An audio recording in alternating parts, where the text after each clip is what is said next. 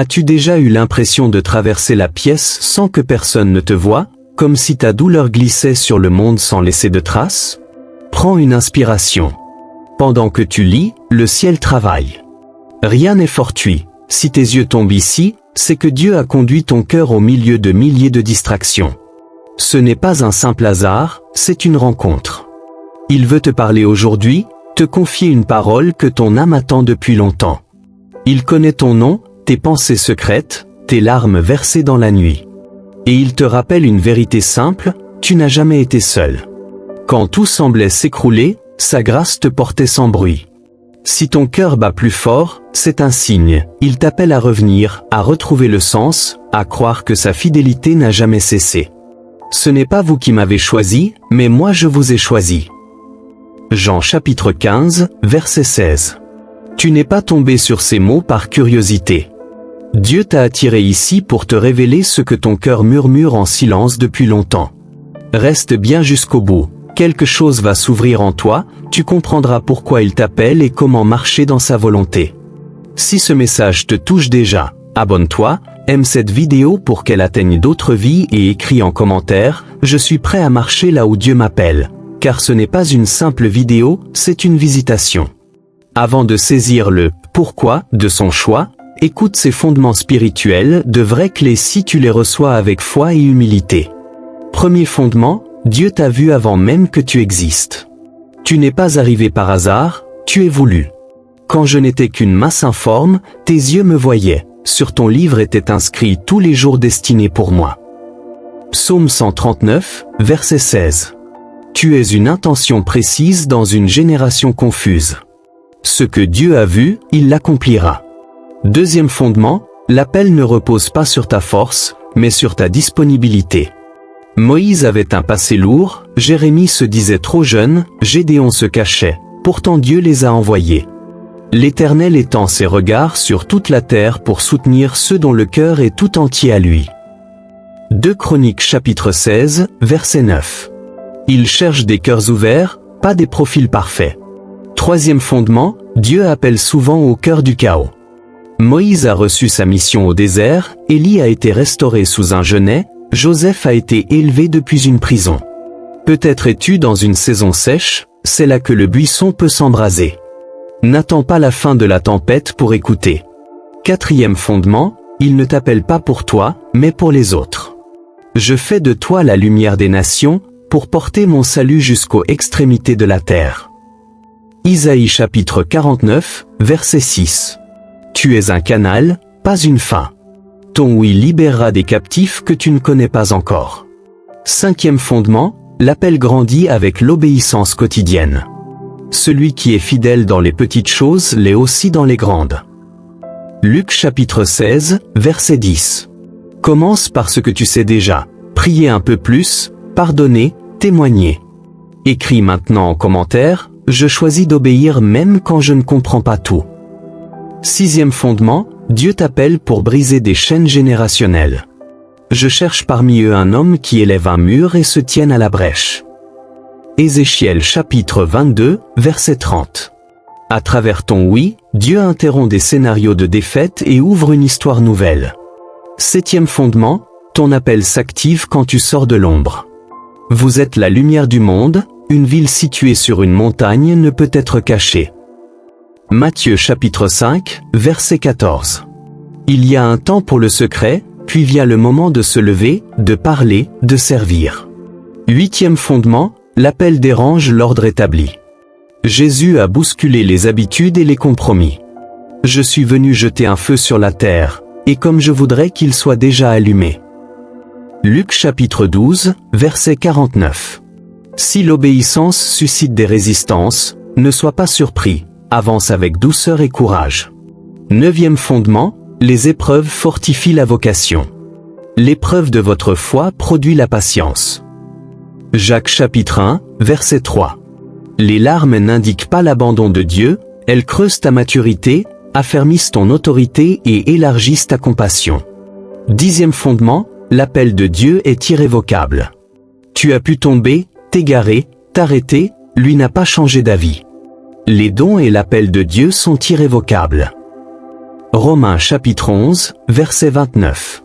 Ce feu peut sembler enfoui, mais il n'est pas éteint, il attend ton retour. Voilà les bases. Maintenant que le terrain est posé et que ton cœur s'ouvre, nous allons entrer dans des vérités plus profondes, moins connues mais essentielles pour marcher pleinement avec le Saint-Esprit.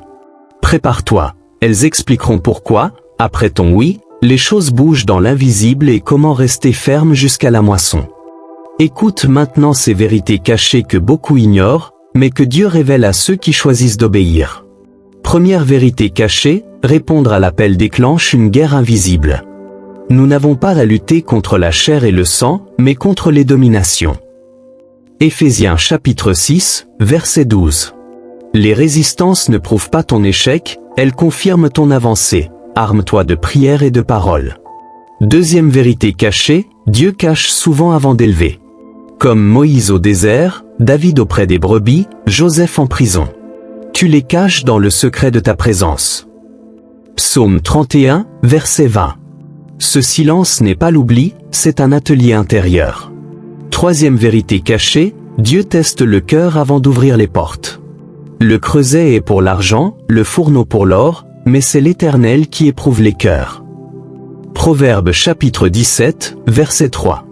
Ils sondent tes motivations, cherches-tu sa gloire ou la tienne? Quatrième vérité cachée, l'appel attire parfois l'isolement. L'homme aura pour ennemi les gens de sa maison. Matthieu chapitre 10, verset 36.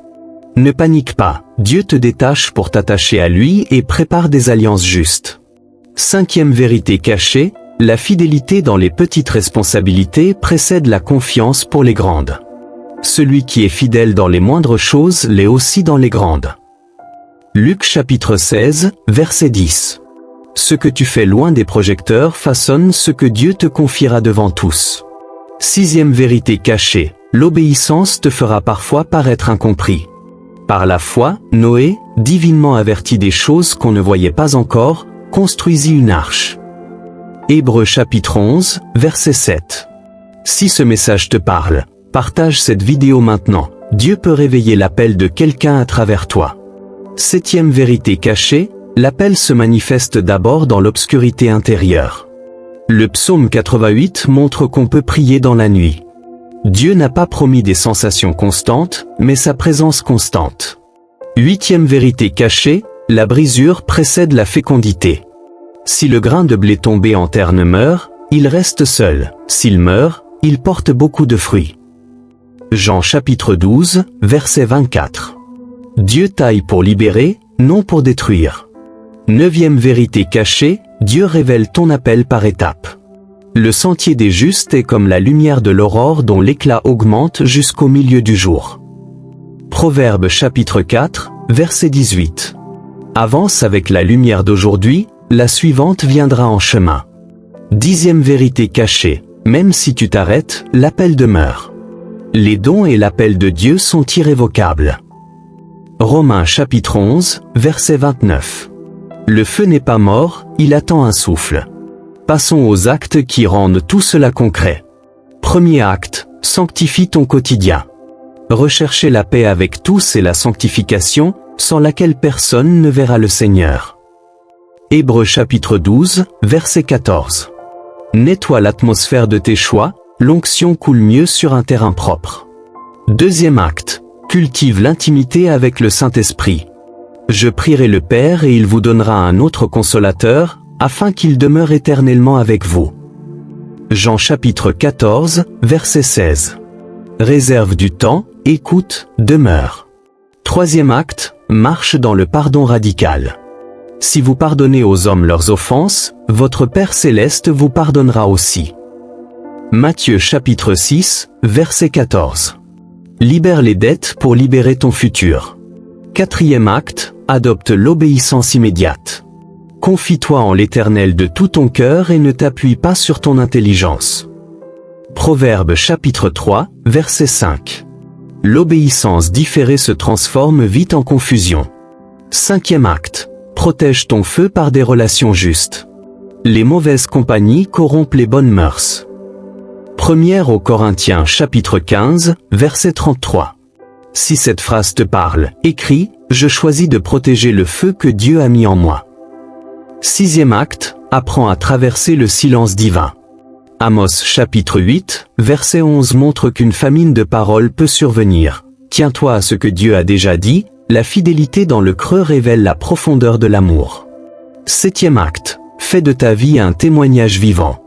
Vous êtes notre lettre, connue et lue de tous les hommes. 2e aux Corinthiens chapitre 3, verset 2. Que ton quotidien parle plus fort que tes discours. Écoute cette parabole. Dans une gare céleste, une salle d'attente sans horloge. Des âmes patientes, habituées à attendre. La voix appelle, dernier appel pour celui qui reconnaît sa mission oubliée. Un homme se lève, la salle disparaît, un chemin s'ouvre. Une voix douce lui dit, « Tu pensais que je t'avais oublié, c'est toi qui t'étais endormi. Marche. » Ses vieux vêtements tombent, une tunique neuve le revêt. D'autres se lèvent aussi. Le son, le silence n'est pas un refus mais un test. L'appel repart dès que tu avances.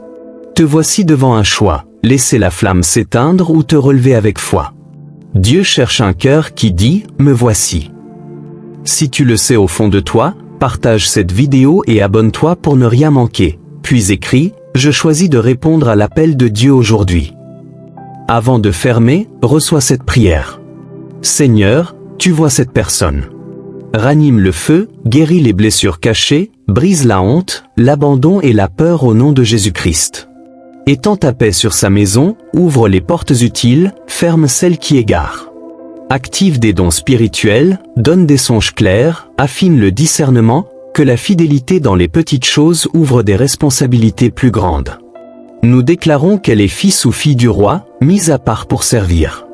Que ta présence remplisse la pièce, que son regard et son langage changent. Ce que tu commences, tu l'achèves. Dans le nom glorieux de Jésus-Christ. Amen. Si ce message t'a rejoint, partage-le à quelqu'un qui en a besoin, abonne-toi, et confirme en commentaire, je choisis de répondre à l'appel de Dieu aujourd'hui.